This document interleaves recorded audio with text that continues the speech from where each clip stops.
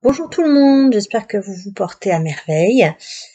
Tout d'abord, je tenais à vous remercier pour votre suivi, votre soutien, bien que mes publications soient plus ou moins régulières, je l'admets, et je vous remercie en tout cas de tout cœur.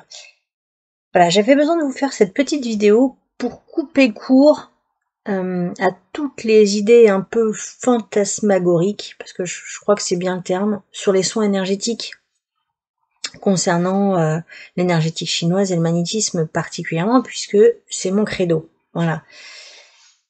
Je voulais juste rappeler que à l'origine de chaque symptôme, qu'il soit physique ou psychique, d'accord, il y a toujours un déséquilibre derrière, ou une croyance erronée, quelque chose qui circule pas, quelque chose qui est pas accepté, d'où notre corps qui va finir par donner des symptômes physiques pour nous alerter.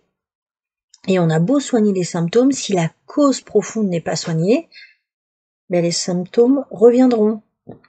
Soulager, en fait, ça donne du répit au corps et ça donne le temps au consultant de pouvoir travailler sur soi. Alors, bien évidemment, quand la douleur est là, c'est l'urgence première. Donc, mais au fil du temps, il nous est demandé de se poser les bonnes questions et de travailler sur les problématiques qui sont mises en exergue, en fait, pendant le traitement. C'est comme ça que finalement le travail du magnétiseur et du praticien d'énergétique chinoise a de meilleures chances de réussite. On est là en tant qu'accompagnant et je reviendrai là-dessus un petit peu plus tard. Énergéticien, je sais bien que ça finit comme magicien, mais c'est pas le cas, nous ne sommes pas magiciens. Et quand quelqu'un arrive en consultation, surtout quand le problème traîne depuis plusieurs années, je vais pas pouvoir le résoudre en une fois. C'est illusoire de penser ça. Et je pense pas qu'il y ait des énergéticiens ou des magnétiseurs qui vous fassent espérer ça, je pense pas. Et je vais vous donner un exemple. Pour ceux qui me suivent, vous savez que j'ai fait un gros changement de vie, donc j'ai quitté une région, j'ai quitté la grisaille de l'Oise pour venir m'installer dans le fin fond du Limousin, mais je n'y connais personne, je n'y ai aucune famille. Voilà, je suis vraiment venue pour la nature. J'ai quitté un emploi salarié pour me consacrer uniquement au cabinet. Et 3 mois déjà avant le grand départ, j'ai fait une sciatique, une belle sciatique. Et cette sciatique, elle a duré aussi après le déménagement. En tout, voilà, ça fait déjà 3-4 mois que je suis dans le Limousin.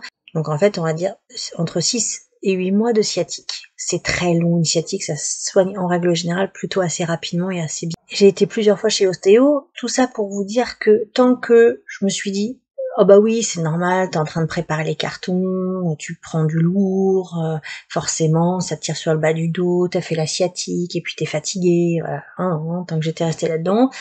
Donc j'ai fait plusieurs séances d'ostéo, et ben effectivement, j'étais soulagée sur l'instant, pendant une semaine, et puis rebelote, et rebelote. Jusqu'à ce que je m'interroge véritablement, en fait, de me dire, mais pourquoi cette sciatique, elle est récurrente, pourquoi elle revient sans arrêt ?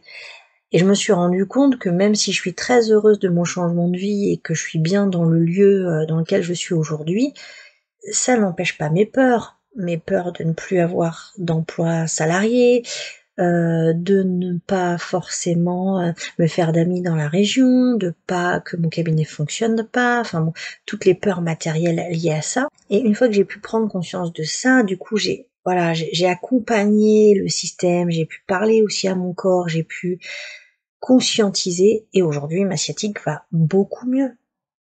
Voilà, donc c'était juste pour donner cet exemple, pas pour parler de moi, mais pour montrer que nos croyances, notre vision du monde, en fait, elle se reflète dans notre corps. Et même quand on regarde les gens vivre, voilà, est-ce qu'il y a une souplesse, une rigidité d'état d'esprit, ça se voit dans le corps.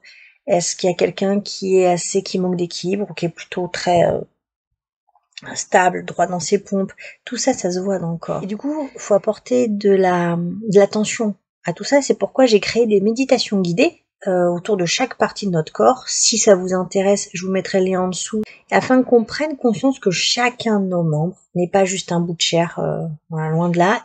Je pense que c'est la possibilité de se débarrasser, de se soulager de nos douleurs, de nos pathologies, voilà.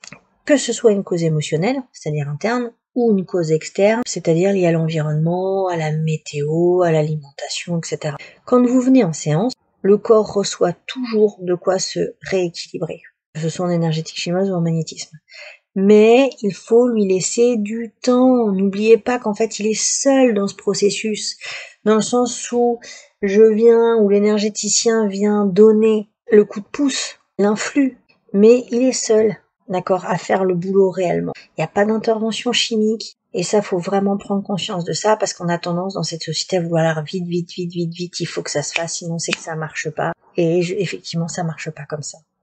J'avais besoin de faire cette vidéo parce que je vois trop souvent des gens qui sont dans l'attente de magie, et les gens, de plus en plus, pourtant, veulent éviter la chimie, les pilules qui soulagent effectivement en moins de 7 jours, mais voilà, on connaît maintenant les conséquences que ça peut avoir sur le corps, sur nos organes. Donc, on se dirige vers d'autres façons de se soigner, mais finalement, en réalité, ils attendent quand même la même chose, des soins énergétiques. Alors que là, véritablement, en fait, on leur demande d'être acteurs de leur guérison, d'être acteurs de leur démarche. Et du coup, de pas être à l'écoute de ce qui se passe dans son corps, de ses sensations, de ne pas être dans l'observation, le respect de son corps, ça n'aide pas à faire le travail et ça ne facilite pas, en tout cas, à se débarrasser de ce qui nous embête, d'accord, de tous ces symptômes. Et ça, c'est valable aussi pour le magnétisme, parce que, bien sûr que mes mains, elles vont offrir le soulagement, et parfois, ça arrive de façon presque immédiate après la séance, mais c'est pas le plus souvent.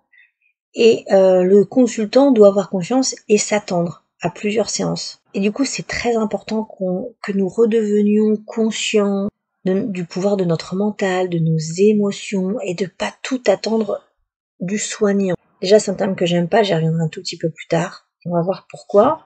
Et quand je dis être conscient, ça veut dire être pleinement conscient de notre plein pouvoir à donner cet élan, à avoir la capacité sur notre propre guérison.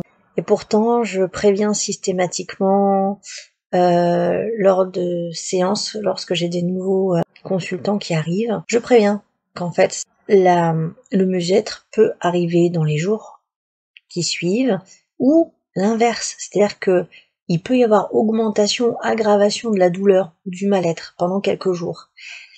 Et systématiquement, on me répond qu'il n'y a pas de problème, que les gens ils sont bien conscients, qu'ils prennent note, qu'ils entendent. Mais le problème, c'est que quand c'est le plan B qui prend le dessus, c'est-à-dire que finalement c'est pire, pendant 3 jours on n'est vraiment pas bien, je vous garantis que la confiance, elle disparaît. Du coup, c'est le doute qui s'installe, alors que ce soit sur la méthode adoptée ou sur le praticien. Et je tiens à remettre les choses en place dans le sens, en fait, aller mieux, c'est une véritable démarche. Effectivement, c'est pas la pilule magique qu'on nous met dans le bec. Il faut qu'on travaille. C'est vraiment un travail d'équipe. Et ça, je le répète souvent.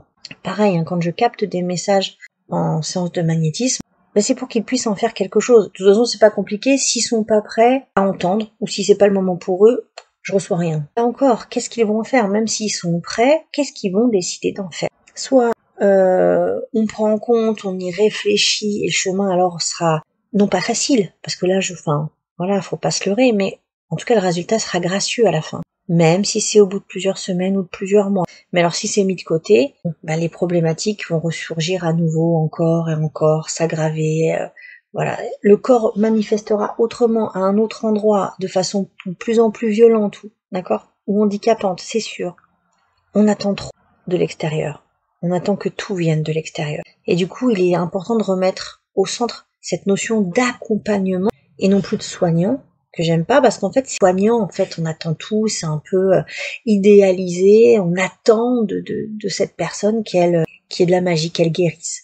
Et puis, c'est moins infantilisant aussi pour le consultant. Et d'autre part, je trouve que soignant, ça donne un trop gros pouvoir, en fait, aux praticiens, et je trouve que ça doit rester véritablement dans un lien linéaire et pas vertical. Et comme je disais tout à l'heure, pour moi, c'est vraiment un travail d'équipe. Faut pas qu'il y ait de pouvoir autre que celui, d'accélérateur ou de celui qui impulse le flux, etc. Voilà, c'était juste la petite mise au point que je voulais faire avec vous.